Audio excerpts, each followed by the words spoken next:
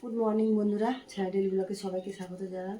আজকে তো শুক্রবার আর মেয়ের পরীক্ষা শেষ হয়ে গেছে আর মেয়ে আজকে বাড়ি আছে। তা বললো মা বেগুন পোড়া রুটি খাবো, তাই জন্য বেগুন পোড়া রুটি খাবে বলেছে, এই জন্য বেগুন পোড়ায় যে বসিয়ে দিয়েছি। এত বড় একটা বেগুন এনেছে তোমাদের দাদাভাই, মেয়ে খেতে খুব ভালোবাসে বেগুন পোড়া রুটি, তাই জন্য বেগুন পোড়া রুটি করব। টমেটো বেগুন পোড়াতে বসিয়ে দিয়েছি। আর এখানে যে পেঁয়াজ রসুন সব গোছাচ্ছি, ধনে পাতা, হ্যাঁ এগুলো করবো। বেগুনটা নাড়বো কড়াই দিয়ে আর রুটিটা করবো। চলো ব্লগটা দেখতে থাকো, আজকে ভালো লাগবে নিশ্চয়ই ব্লগটা। চলো টাটা। চলো বন্ধুরা, এই যে কড়াই তেল দিয়ে দিয়েছি, তেল তো গরম হয়ে গেছে। আর এদিকে বেগুন আর টমেটোটা ভালো করে মেখে নিয়েছি। এখানে পেঁয়াজ রসুন কাঁচা লঙ্কা আর একটু কাঁচা টমেটো দিয়েছি, দিয়ে একটু ভালো করে ভেজে নিই। তারপরে এর মধ্যে একটুখানি একটুখানি সামান্য হলুদ দেবো, নুন দেবো।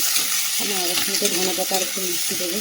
চলো এটা ভাজা হবে। এদিকে নিয়ে যে আটা মাখছে, মেয়েকে বললাম একটু আটা মেখে দিয়ে দেখছে, দেখো মেয়ে আটা মাখতে বসেছে। বাড়ি আছে, আমাদের বাড়ি আছে যে একটু কাজ করে দেয় আমার হাতে মা, তাই আটা মাখতে বসেছে।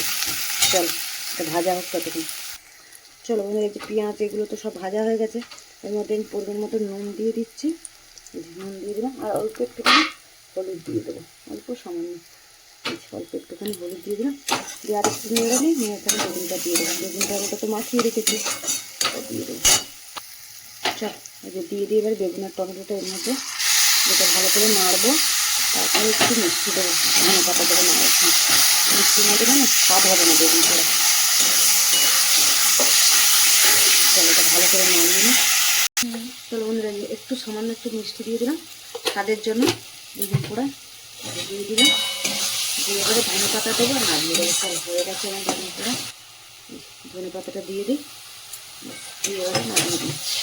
রুটিটা সেঁকবো, মেয়ে তো আটা মেখে দিল, রুটিটা বানিয়ে দিই, দিয়ে মেয়েকে খেতে দিয়ে দেবো। চলো বন্ধুরা, এই যে গরম গরম রুটি করে দিয়েছি আর এই যে বেগুন পোড়া দিয়ে মেয়েকে খেতে দিয়ে দিই। চলো তোমাদের দাদাভাই এসে গেছে, ওরও রুটিটা করে দিই, দিয়ে খেতে দিয়ে দেবো।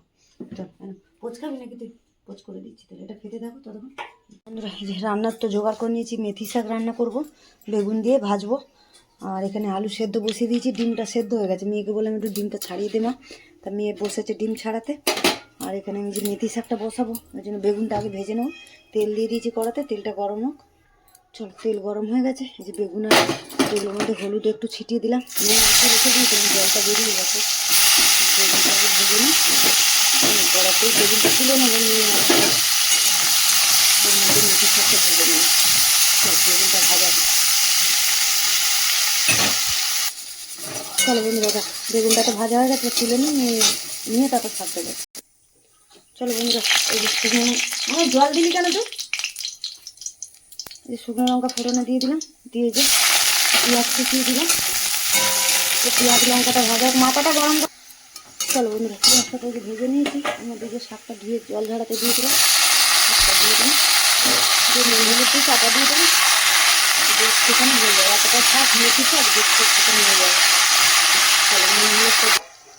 চলো বন্ধুরা, এই যে শাকটা তো কমে গেছে, এর মধ্যে এই যে হলুদ দিয়ে দিচ্ছি একটু, আর দিয়ে দেবো নুন, পরিমাণ মতো নুন দিয়ে দিই, আর একটুখানি দেবো, ব্যাস নুন দিয়ে দিলাম। নুন হলুদ দিয়ে আর একটু চাপা দিয়ে দিলে, চাপা দিয়ে দিয়েছিলাম কমে গেছে, জলে বেরিয়ে গেছে, আর একটুখানি দেবো চাপা দিলেই হয়ে যাবে। চলো বন্ধুরা, শাক তো ভালো করে জল টেনে গেছে, ভাজাও হয়ে গেছে। এই যে বেগুনটা মিশিয়ে দেবো, বেগুনটাকে মিশিয়ে নাড়িয়ে দেবো। তাহলে ওদিকে মেয়েকে বললাম ডিমটা ছাড়িয়ে দেয়, যেমন ছেলেকে ছাড়িয়ে দিয়েছে ছেলে মানুষ, তাও তো করে দিয়েছে হাতে হাতে। তাও বাড়ি আছে বলে একটু এটা ওটা বলছি, করে দিচ্ছি। আর স্কুল থাকলে তো সেই সকালে বেরিয়ে যায় আর রাতে ঢোকে স্কুল পড়া করে। চলো চলো বন্ধুরা, এই যে তেল তো বসিয়ে দিয়েছি, আর এর মধ্যে নুন হলুদ দিয়ে দিয়েছি, তারপর আর ঠিকঠাক দিয়েছি ডিমগুলো ভেজে নিই। এদিকে ভাতের জলে বসিয়ে দিয়েছি। ডিমগুলোকে ভালো করে ভেজে নিয়ে এবার তুলে নিই। চলো ডিমটা তুলে তেল দিয়ে দিলাম, তেলের মধ্যে এই যে ফোড়নে দিলাম একটু গরম মশলা। চলো ফোড়নটা তো ভাজা হয়ে গেছে, এর মধ্যে পেঁয়াজ কেটে রাখা পেঁয়াজটা দিয়ে দিলাম। পেঁয়াজটা ভাজা হয়ে গেছে, যে মশলাটাকে দিয়ে দেবো। চলো বন্ধুরা, দেখো পেঁয়াজটাকে ভালো করে লাল করে ভেজে নিলাম। এর মধ্যে দিয়ে দেবো এই যে আদা রসুন বাটা, জিরে ধনের গুঁড়ো, কালারের লঙ্কার গুঁড়ো, নুন হলুদ দিয়ে দিয়েছি। এবারে মশলাটা একটু নাড়িয়ে নিই, তারপর জল দেবো। টমেটোর কাঁচা লঙ্কা এখন পেস্ট করে রেখেছি, ওটাও দেবো। আর একটু বাটিটা দিয়ে জল দেবো। যে কাঁচা লঙ্কা আর টমেটো পেস্টটা ওটাও দিয়ে দেবো। আর এটা ভালো করে জল দিয়ে একটু ধুয়ে দিতে হবে। জলটা দিয়ে দেবো, দিয়ে মশলাটা ভালো করে কষাই। আর আলুটা তো সেদ্ধ করেই রেখেছি, মশলাটা কষানো একটু বাকি থাকবে তখনই দেবো আলুটা।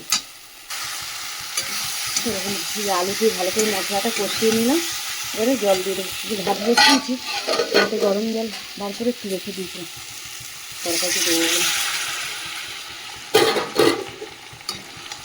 তো ঝোল ঝোল করবো কেন, শাক ভাজা ডিমের ঝোল যেহেতু, তো ঝোল ঝোলই রাখি। আর একটু জল দেবো, জলটা পুরোটাই দিয়ে দিলাম। ঝোলটা ফুটুক, তারপর ডিম দেবো, তারপর ধনে পাতা দিয়ে নাও। ঝোল করে ফুটছে ভালো করে, টকবক করে। আলুটা সেদ্ধ করেই নিয়েছিলাম, বেশি আর সেদ্ধ করতে লাগবে না। এবারে ডিমগুলো দিয়ে দিচ্ছি বাবা।